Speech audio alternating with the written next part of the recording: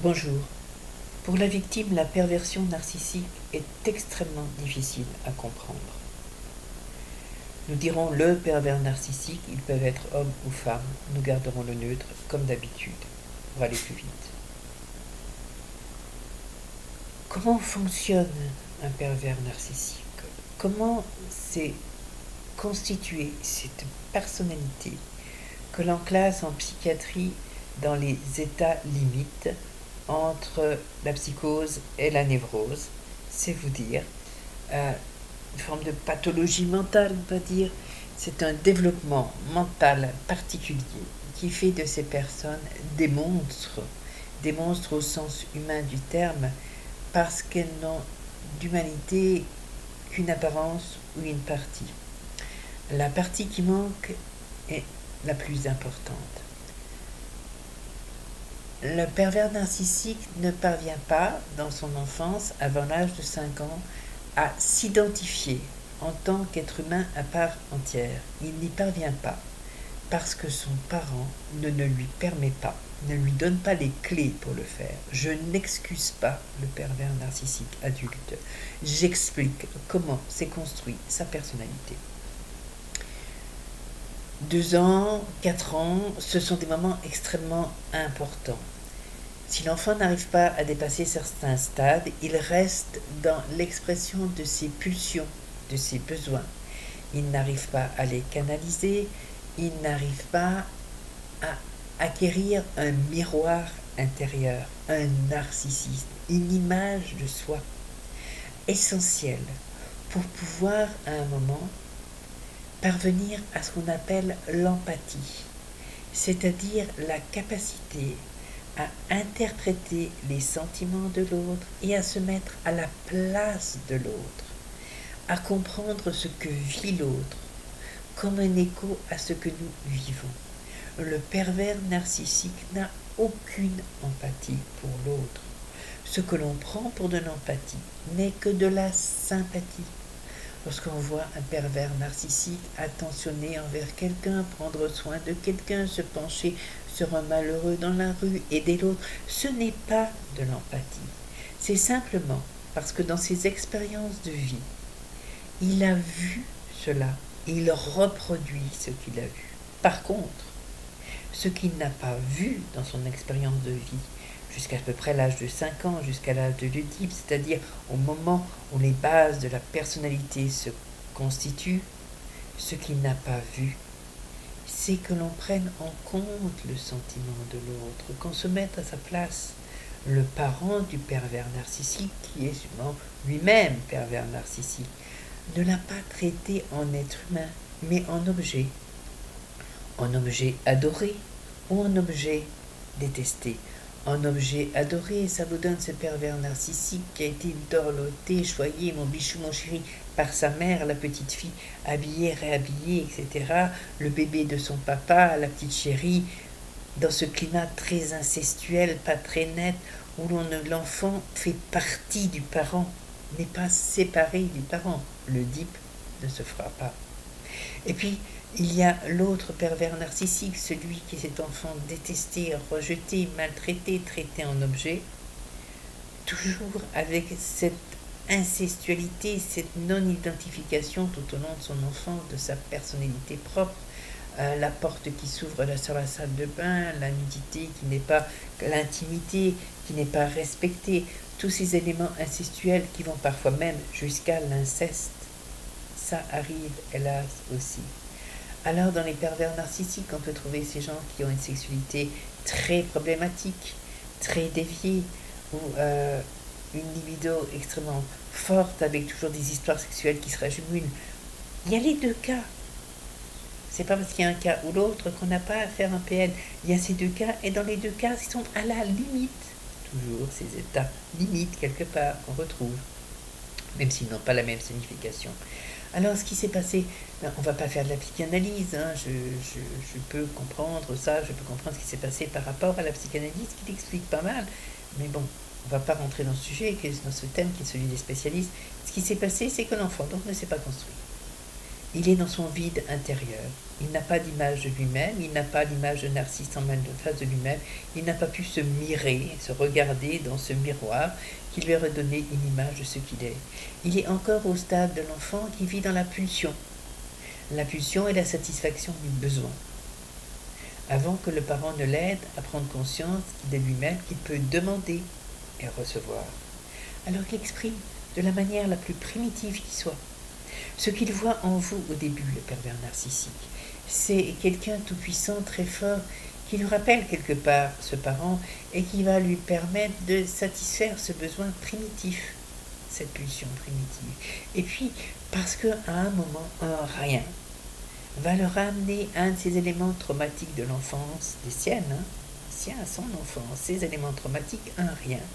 Vous allez passer de ce stade qui va satisfaire toutes ces pulsions, vous allez le renvoyer à son état de manque permanent. Et c'est là que la cassure se fait. Il vous rappellera un épisode qui vous semble si banal pour que vous ayez cessé d'être sur le piédestal que vous ne le comprenez pas. Mais cet épisode banal le renvoie à un épisode qui devrait être banal dans la vie d'adulte, mais qui dans la vie de l'enfant très petit, pour lui, a été énorme. Et vous devenez l'horreur, ce qui lui rappelle ce vide intérieur, cette non-satisfaction de ses besoins, de ses instincts, ce qui ne lui a pas été donné, celui qui tenait la clé pour qu'il existe et qui ne lui a pas permis. C'est là que les choses basculent, c'est là qu'il commence à vous renvoyer, à rejeter sur vous, à éjecter cette souffrance intérieure, ce vide qui lui est insoutenable. Je ne l'excuse pas, je l'explique.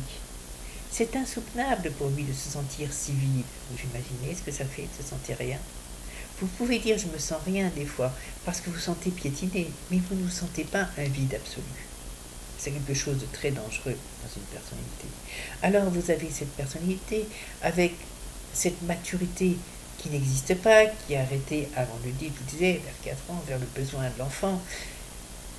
Et à côté, dans le même être, vous avez ce cerveau d'adulte. Ce cerveau d'adulte qui, en grandissant, a appris à s'adapter à l'autre pour essayer de voir satisfait ce besoin primitif de l'enfant.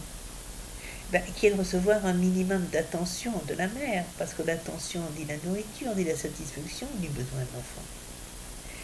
Il est suradapté, quelque part. Il est suradapté parce qu'il est extrêmement capable de percevoir comment obtenir satisfaction de son besoin. Mais en même temps, il est incapable de vivre autrement que dans ses instincts et ses pulsions. La seule chose qui existe, c'est ce qui est pulsionnel en lui. Voilà, c'est satisfaire son besoin primitif. Point. Il ne sait pas créer une véritable relation à l'autre, puisqu'il ne sait pas avoir l'empathie envers l'autre, se tourner vers l'autre. Il sait avoir un geste de sympathie, puisqu'il l'a vu, appris, mais il ne sait pas avoir d'empathie. S'il vous voit souffrir, vous vous souvenez tous de cette terrible scène où vous souffrez, où vous lui dites, et vous voyez ce regard de satisfaction, de jouissance. Et oui, il a obtenu une réaction, comme l'enfant. C'est une jouissance d'avoir une réaction des parents, quand on n'en a jamais. C'est une jouissance primitive, c'est un vrai bonheur. Voilà votre pervers narcissique. La souffrance que vous éprouvez n'est qu'une réponse au stimuli qu'il vous a envoyé. L'enfant hurle et la mère finit par arriver avec le biberon. Ah, jouissance, satisfaction. Tout ce qu'il apprend, c'est que par la violence, il obtient. Il apprend par cette mère, pervers narcissique aussi, ou ce père qu'il est peut-être aussi. Souvent c'est le couple, ça fonctionne très bizarrement. Mais bon, il apprend qu'il y a des moyens de pression pour obtenir. Et que la souffrance est un moyen de pression pour obtenir ce que l'on veut, que l'autre obéisse. Et il reproduit. Que voulez-vous faire, vous qui avez une faille en vous, pour aider une telle personnalité? Rien. Vous ne pouvez rien. Vous ne pouvez rien lui donner.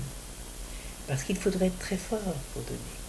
Et même en étant fort, quand on est fort, on se rend compte, c'est quand on est guéri, qu'on ne peut rien. Que pourrait-il faire pour se guérir? Oh, pourquoi y a-t-il si peu de PN qui guérissent, et encore qui guérissent? Ils le disent eux-mêmes, ils parviennent à être en rémission. Parce qu'il faut tout construire, et pour tout construire, il faut retourner à cette souffrance primitive, celle de l'enfant, l'insupportable, très difficile. Il faut prendre conscience de soi depuis le début, tout aussi difficile.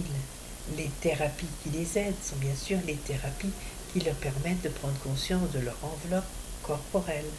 J'existe, j'ai une enveloppe, je suis. C'est un premier pas. Mais après, la suite. Comment finissent-ils?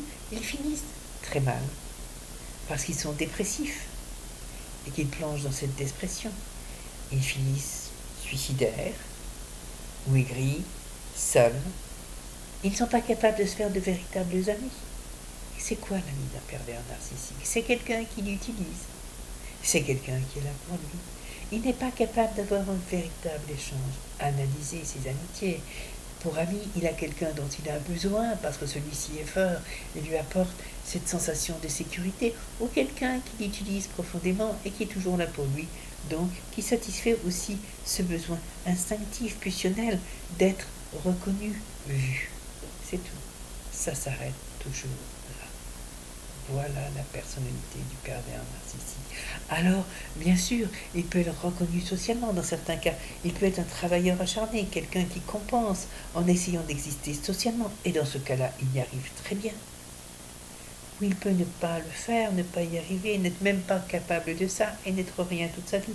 Suite d'échecs, qui vivra plus ou moins à vos crochets, mais qui n'existera pas. Pourquoi est-ce qu'il va prendre tout votre argent? Pourquoi est-ce qu'il va vous rendre pauvre? Parce que c'est une manière d'obtenir une réaction, d'avoir un pouvoir. Rappelez-vous, l'enfant qui hurle, qui veut avoir un pouvoir sur le parent pour obtenir, parce qu'il ne peut pas faire par lui-même. Le PN ne sait pas exister par lui-même, pas plus que le bébé, le nourrisson, ne sait exister par lui-même. Il est monstrueusement non humain. Traité en objet, resté au stade d'objet, avec pulsionnellement, instinctivement, ce désir, ce besoin plutôt d'être reconnu. Toute sa vie, satisfaction des besoins, satisfaction des pulsions, c'est tout. Les miennes, parce que je suis seule, parce que je ne suis pas conscient d'être autre chose que cet être vagissant, extension de celui qui m'a mis, et pas conscient d'être un être à part entière, capable d'interagir avec d'autres êtres pour une satisfaction mutuelle. Je n'interagis que par besoin. C'est tout. Alors moi, là-dedans, moi, victime de pervers narcissique, qu'est-ce que je peux faire? Qu'est-ce que je viens? Vous ne pouvez rien faire pour lui, mais vous pouvez tout pour vous. Il faut commencer par vous aimer. Si vous voulez aider qui que ce soit, il faut commencer par vous aider vous-même. Pour aider l'autre, il faut être fort. Pour être fort, il faut se donner sa valeur. Pour se donner sa valeur, il faut apprendre à s'aimer. Que votre enfance ait été chaotique et souffrance par manque d'amour évident, ou qu'elle ait été faussée par une attente de vos parents ou une incapacité suite aux circonstances de leur vie de pouvoir vous donner ce retour affectif qui est nécessaire, que ce soit volontaire parce qu'ils avaient leurs problématiques ou involontaire parce qu'ils avaient leur incapacité à voir qu'il vous manquait quelque chose, vous avez la faille narcissique et il vous manque cet amour. Vous devez aller rechercher votre enfant, vous devez aller apprendre à vous donner de l'amour à vous, à petite dose, puis à grosse dose. À ce moment-là, vous êtes fort. À ce moment-là, votre compréhension du pervers narcissique change, votre lien au pervers narcissique de toute façon change, puisque vous n'avez plus besoin, vous aussi, d'essayer de reconstruire l'amour qui vous manquait. Vous n'allez plus vers quelqu'un qui pourrait être un substitut à cet amour parental qui vous a manqué, parce que qu'est le pervers narcissique pour vous au départ, c'est ça. Vous voyez quelqu'un qui va coller parfaitement à vous, bien sûr, puisqu'il essaye de satisfaire ses pulsions et ses besoins. Vous voyez quelqu'un qui pourrait éventuellement, bien sûr, vous apporter ce qui vous manquait en dose d'amour. Marché de dupe. Mauvais casting dès le départ. Quand vous vous donnez cet amour, vous n'avez plus besoin de recevoir. Vous voyez que l'histoire était fausse. Vous voyez le pervers narcissique tel qu'il est. et ce que vous pensiez être de l'amour, et qu'il n'était que ce besoin immense d'être aimé, s'évapore. Vous n'avez plus le besoin. Celui que, ou celle que vous pourrez aimer, c'est quelqu'un qui sera votre cerise sur le gâteau, ce plus dans votre vie. Vous vous aimez, vous n'avez besoin de personne, vous pourrez alors rencontrer quelqu'un avec qui partager des choses chouettes, avec qui vivre des sentiments bons, avec qui vous pourrez donner l'amour qui est en trop chez vous et qui vous donnera l'amour en trop chez elle, mais pas celui dont vous avez besoin. Le pervers narcissique, lui, va continuer son chemin de vide. Essayer d'être, de paraître et de satisfaire ses pulsions et ses désirs. Mais cela ne vous appartient plus. Pervers narcissique, pervertérer, ne pas laisser naître, détruire, pervertir. Il n'y a pas de personnalité propre, il n'y a pas d'émergence d'un moi propre. On est en psychanalyse dans le ça, l'instinctif. Le moi n'éprouve pas les barrières, le surmoi existe parce qu'il n'ira jamais hors la loi, votre pervers narcissique. Il a bien intégré les cadres au-dessus, mais il manque le milieu, il manque le lien. Alors, écoutez, réécoutez, comprenez, et puis tournez-vous vers vous, occupez-vous de vous, commencez à vous aimer vous. Il y a du chemin, il y a du travail, mais il y a beaucoup de bonheur à la fin, le vrai. Plein de lumière à vous. Au revoir.